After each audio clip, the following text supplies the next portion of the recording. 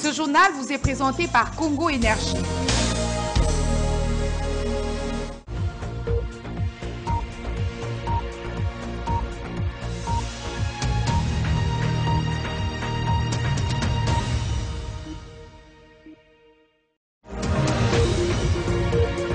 L'Union des Républicains invite le président de la République à ne pas prendre le risque de nommer un Premier ministre issu d'une majorité parlementaire fictive. Son président national, Norbert Luyeye, l'a dit au cours d'une conférence de presse. En sport, le championnat de la commission provinciale de football féminin de Kinshasa se poursuit. Ce week-end, au stade Tata Raphaël, le football club féminin La Promesse a battu Bilengue sur le score de 3-2. Les détails dans cette édition. Nicole Pochot vous présente ce téléjournal. Bienvenue à tous. Bonsoir à tous et bienvenue dans cette édition. Ouvrons ce journal par cette brève. Le Nobel congolais de la paix, Denis Mukwege, exhorte le président Félix Tshisekedi à ne pas trahir le peuple congolais lorsqu'il gouvernera le pays dans le cadre d'une coalition gouvernementale. FCC cache dans un communiqué publié ce samedi 9 mars 2019, il exhorte l'actuel chef de l'État à mettre en place une cohabitation politique lui permettant d'assumer pleinement ses prérogatives des fonctions des présidents de la République. L'Union des Républicains invite le président de la République à ne pas prendre le risque de nommer le Premier ministre au sein de la majorité parlementaire fictive. Au cours d'une conférence de presse jeudi 7 mars à Kinshasa, son président national Norbert Luyeye exhorte le chef de l'État Félix Tshisekedi à nommer un informateur conformément à l'article 78 de la Constitution. Marcelin Chiswaka, Peter Lufila, reportage. En sentinelle du peuple, le président national de l'Union des Républicains redoute une nouvelle crise politique entre le président de la République, Félix-Antoine Tshisekedi, et le sénateur Joseph Kabila, autorité morale du FCC, du fait de l'accord qu'ils auraient signé. Norbert Luyeye exhorte le nouveau chef de l'État à appliquer l'article 78 de la Constitution en nommant un informateur. Dans la Constitution, article 78, avant d'appliquer le président de la République, article 1, il faut être conforme à la loi électorale. Loi électorale est l'obénin. Et l'obéité, parti Oyo, président de la République, a nommé Premier ministre, parti majoritaire. Parti Wana, il faut ayer bana na ministère de l'Intérieur. Il faut ayer bana na loi électorale. Parti Wana, il faut ezala na personnalité juridique. Wana moto oyazali koloba yango loi électorale. Parti local tozali kobenga FCC, cash, ainsi de suite. Ba parti Wana eyebani na loi électorale te. Ba parti wana eza na personnalité juridique te. Ba parti wana mibeko ya mboka eyebi yango te. Mibeko ya mboka eyebi ba regroupement na ba parti politique oyo ezali enregistré na ministère de l'Intérieur. Alors lolenge kani tozali komitu na lelo président de la République Félix Tshisekedi oyo azalaki désigné à Koki Konome, un premier ministre n'a pas parti au Yébane de Mibeko Yambokate. L'Union des Républicains et son président réitèrent son vœu de la tenue du dialogue conformément à l'accord cadre d'Addis Abeba. Lancement ce samedi 9 mars par le mouvement citoyen Vivre Autrement de la campagne Wadiminou, en français porteur de la sémence, ainsi dans l'objectif de mettre en valeur les potentialités des Congolais en vue de l'effectivité du changement tant voulu par les Congolais après les dernières élections au pays, a fait savoir son coordonnateur national, Prince Tchabola. Jean-Paul Moubiaï, reportage. Près de 2 mois après l'accession au pouvoir de Félix Tshisekedi, le peuple est toujours soucié de vivre le changement multisectoriel en RDC. Mais le vrai changement est tributaire du nouveau type d'homme, a fait remarquer le coordonnateur national du mouvement citoyen Vivre Autrement, à l'occasion du lancement de la campagne Wadiminou. Conscient de la nécessité et de l'urgence de la transformation d'un nouveau type de Congolais, lançons ce jour la campagne Wadiminou, avènement de la transformation et de la reconstruction d'un nouveau type de Congolais. Par le concept Wadiminou, qui s'est traduit en français par le porteur de la sémence, Prince Tiabola estime que le Congolais est plein de bonnes valeurs qui nécessitent d'être activées par des mécanismes appropriés, repris dans le cahier de charge du dit mouvement. Pour recommander aux autorités politico-administratives d'instituer une cellule de la dignité congolaise qui prendra en charge l'idée de la reconstruction d'un nouveau type de Congolais qui devra mettre des mécanismes qui sont détaillés d'ailleurs dans notre cahier de charges afin de réaliser en tant que tel cet avènement de changement. Notons que la campagne Wadiminou lancée ces jours en Chiluba intervient après 3 autres, notamment Jeudi sans alcool et Tendende. À l'occasion de la célébration de la journée dédiée à la femme, les forums des défenseurs et organisations des personnes handicapées en Afrique centrale et dans le Grand Lac vient de publier un rapport synthèse de 5 pages détaillant la situation générale des femmes vivant avec handicap de la RCA et du Tchad. L'édit rapport décrit les conditions des vies néfastes et la discrimination dont sont victimes ces femmes.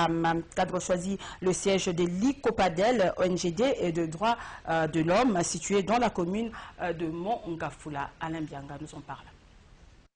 C'est un rapport synthèse de 5 pages qui relate de nombreuses difficultés que rencontrent les femmes vivant avec handicap, notamment la discrimination, l'accès à l'éducation, à la formation professionnelle en République centrafricaine et au Tchad. À en croire le directeur exécutif du Forum des défenseurs et des organisations de PVH en Afrique centrale et dans les Grands Lacs. Si les préjugés constituent l'obstacle majeur qui empêche de s'affirmer dans la vie de tous les jours, ces femmes font également face à d'autres difficultés qu'elles subissent, à la fois comme femmes et surtout comme personnes vivant avec handicap. Manque d'éducation et de formation, chômage, la mise à l'écart lors des prises de décisions importantes les concernant, que ce soit au niveau politique ou au niveau de la société civile. Certes, l'accumulation de toutes ces difficultés, de tous ces obstacles, ne sont pas de nature à leur rendre les tâches faciles. Les FOFAC qui militent pour le respect et les droits des PVH souhaitent voir les autorités de ces deux pays s'impliquer dans l'amélioration des droits des personnes vivant avec handicap, tels que reconnus par l'Organisation des Nations Unies. Les FOFAC va faire de ces rapports, de tous ces éléments qui nous ont été transmis par nos collègues siennes, afin de pouvoir faire un plaidoyer efficace au niveau de la République centrafricaine et du Tchad pour l'amélioration des conditions de vie des femmes vivant avec handicap. Pour rappel, ces forums de défenseurs et des organisations de PVH en Afrique centrale et dans les Grands Lacs regroupent 10 pays dont la RDC en assure la direction exécutive.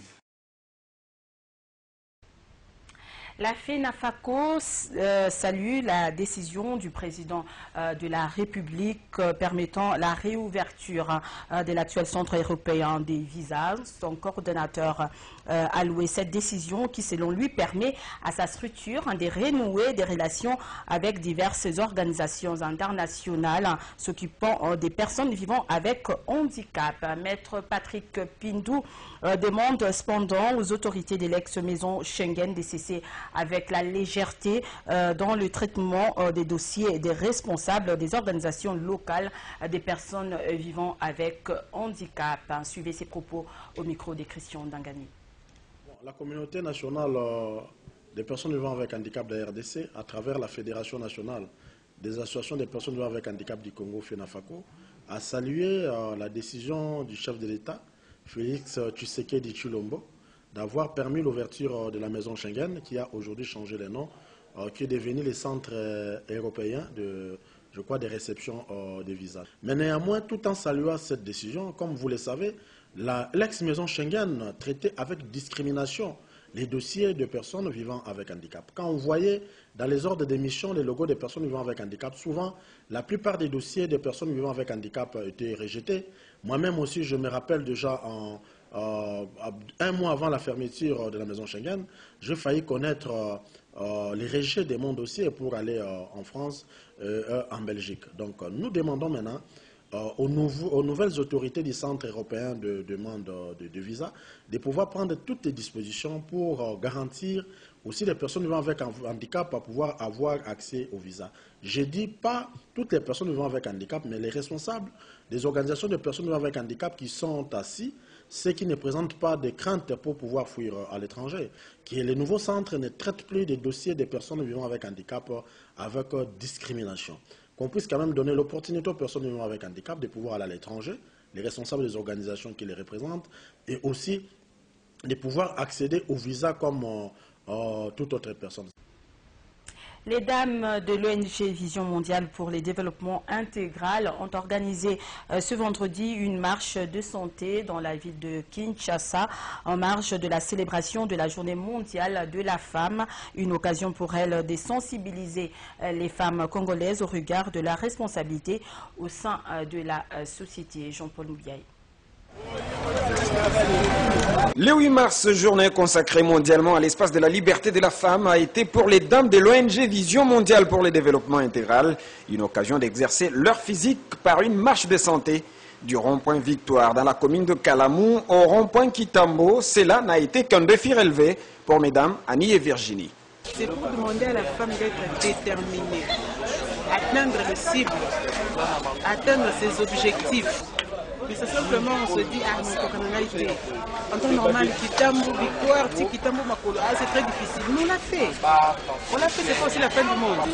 Nous sommes là, nous les femmes, on est capables de travailler. On peut aussi commander, on peut travailler dans de grands bureaux, dans des gouvernements, partout. Ce qui montre que non, la femme peut aussi faire ce que l'homme fait. La douloureuse marche a été sanctionnée dans la soirée par une réception au bureau national de Vamdi où a régné une ambiance bon enfant colorée par des scénettes, mais également des échanges pour amener la femme à prendre conscience de son utilité au sein de la société. Dans l'occasion du 8 mars, je me dis en moi-même comme femme, je dis c'est possible de changer ce monde. J'ai retenu un message de la détermination. Ça veut dire que quand tu es déterminé à réaliser quelque chose, tu le réaliseras. Un pari gagné pour le numéro 1 de Vamdi, Ignon Loussé. Ce dernier a eu des mots justes pour saluer la réussite des activités initiées ce jour par les dames membres de l'ONG sur place à Kinshasa, mais aussi à Boma dans le Congo central.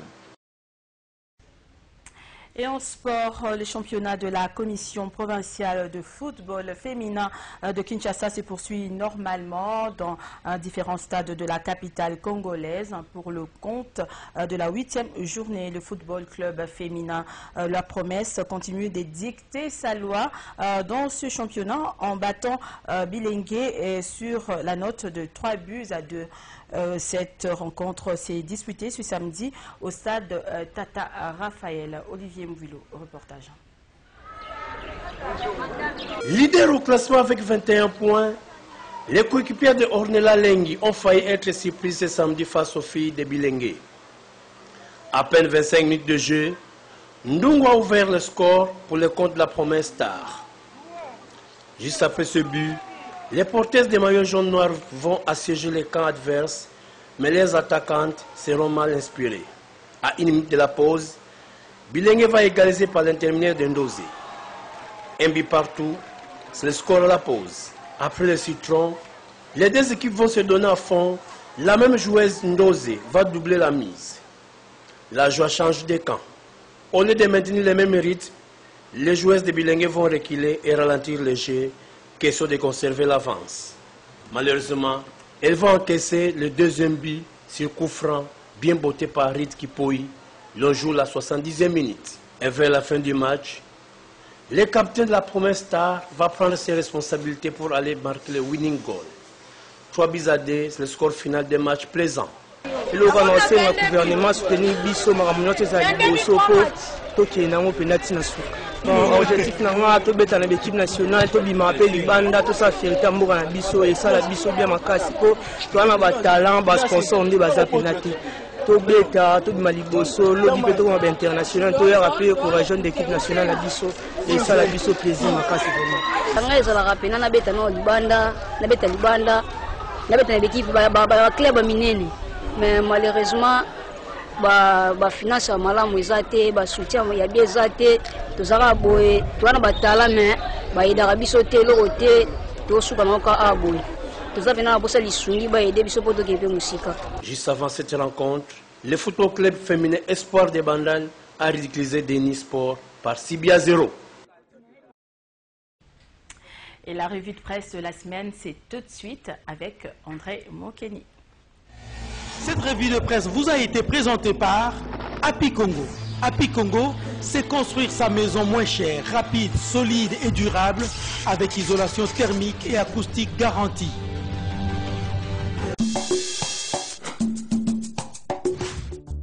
Bonsoir. Les manchettes des journaux de la semaine ont abordé plusieurs sujets. Le programme d'urgence de Fatih en marche a constaté l'avenir du lundi. Encore les confrères, le président de la RDC, Félix Antoine Tshisekedi, a lancé samedi le programme de 100 premiers jours de son quinquennat au cours d'une cérémonie organisée à la place échangeur de Limité. Tshisekedi aligne 304 millions de dollars américains pour son programme d'urgence, a révélé les journaux. Le graphique a expliqué que ce programme de 304 millions de dollars américains cible 9 secteurs principaux, à savoir les routes, la santé, l'éducation, l'énergie, l'habitat, l'emploi, le transport, l'agriculture, pêche et l'élevage. Des ministres élus, députés, obligés de quitter le gouvernement, a rapporté le courrier de Kinshasa du mardi. Pour le quotidien, c'est l'interprétation de la Constitution livrée le 1er mars par les conseils d'État suite à la requête introduite par le Premier ministre par intérim qui voulait voir les membres du gouvernement ayant acquis un nouveau mandat électif continuer à assurer les affaires courantes en attendant la formation de la prochaine équipe.